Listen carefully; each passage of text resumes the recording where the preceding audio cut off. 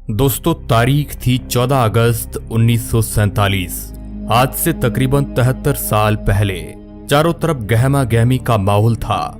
एक तरफ लोगों के अंदर आजादी को लेकर उत्साह बढ़ता जा रहा था, मगर दूसरी तरफ अखंड भारत दो हिस्सों में बंटने की तैयारी पर था। समय रात के करीब 9 बज रहे थे। बिजली की गड़गड़ाहट के साथ दिल्ली की सड़कों पर जबरदस्त बारिश हो रही थी। अलग अलग जगह से आकर लोग रायसीना हिल्स पर इकट्ठे हो रहे थे। कुछ ही देर में लाखों की तादाद में लोग इकट्ठे हो चुके थे।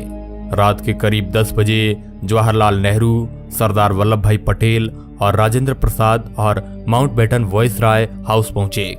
अब कुछ ही समय बचा था भारत को आजाद होने में। कुछ लोगों के चेहरे पर मायूसी थी तो कुछ लोगों में उत्साह। और यहाँ पर जवाहरलाल नेहरू अपनी स्पीच शुरू करते हैं। उनके भाषण की शुरुआत इन 2 लाइनों से शुरू होती है। At the stroke of the midnight hours when the world sleep, India will be awake to life and freedom. कुछ ही देर बाद वह घड़ी आ ही गई जब भारत ने आजादी की सांसें ली।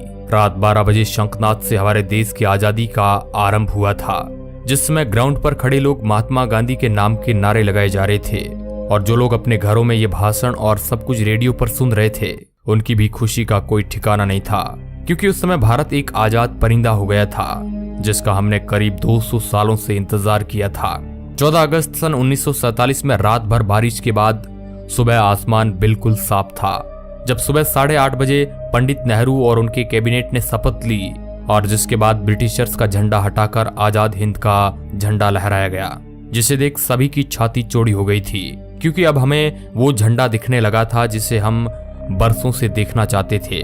जब राजधानी दिल्ली में आजादी का जश्न मनाया जा रहा था, उस वक्त महात्मा गांधी दिल्ली से हजारों किमी दूर पश्चिमी बंगाल के नोआखली में थे और राज्य में शांति कायम करने का प्रयास कर रहे थे। जानकार बताते हैं कि पंडित नेहरू के ऐतिहासिक भाषण को पूरे देश ने सुना था, मगर गांधी जी नहीं सुन पाए थे।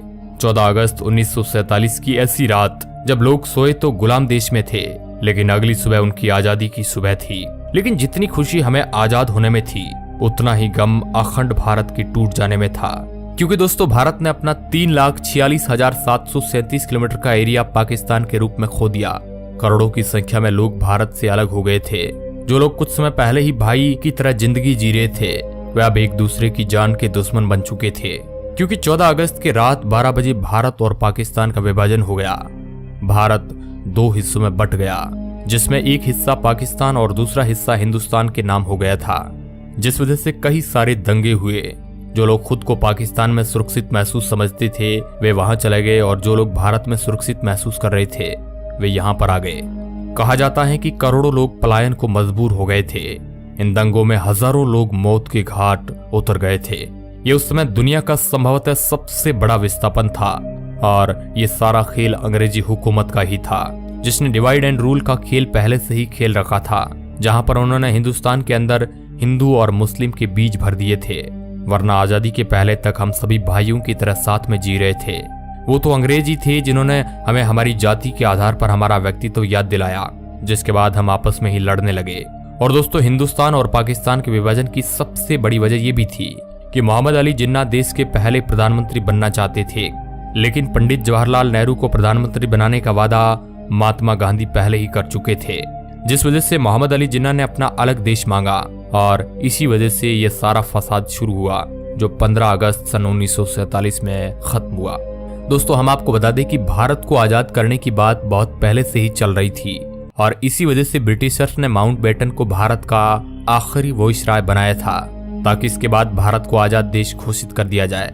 लेकिन भारत के हिंदू और मुसलमान भाई आपस में ही लड़ने में उतारू थे, और यही ब्रिटिशर्स चाहते भी थे, क्योंकि यह लड़ाई की चिंगारी उन्होंने ही लगाई थी, जो आग बनकर अब तक हमारे सीने में जल रही है। लेकिन दोस्तों, इससे भी ज्यादा अफसोस की बात यह है कि ब्रिटिशर्स ने हमारे साथ हर वो जुल्म किए जो हम याद करें तो हमारी आंखों में आंसू आ जाते हैं। लेकिन फिर भी उन्हें बारातियों की तरह विदा किया गया। जहां 1500 ब्रिटिश सैनिकों की पहली टीम 17 अगस्त सन 1947 के दिन अपने देश लौटी, वही आखिरी टीम उसके 1 साल बाद 27 अगस्त 1948 के दिन निकली। और जब ब्रिटिशर्स के आखिरी सैनिक की टोली हमारा देश छोड़कर जा रही थी, तो उन्हें बैंड बाजे के साथ विदा किया गया, और उसी दिन सभी ब्रिटिशर्स का नाम हमारे देश के नक्शे से निकल गया।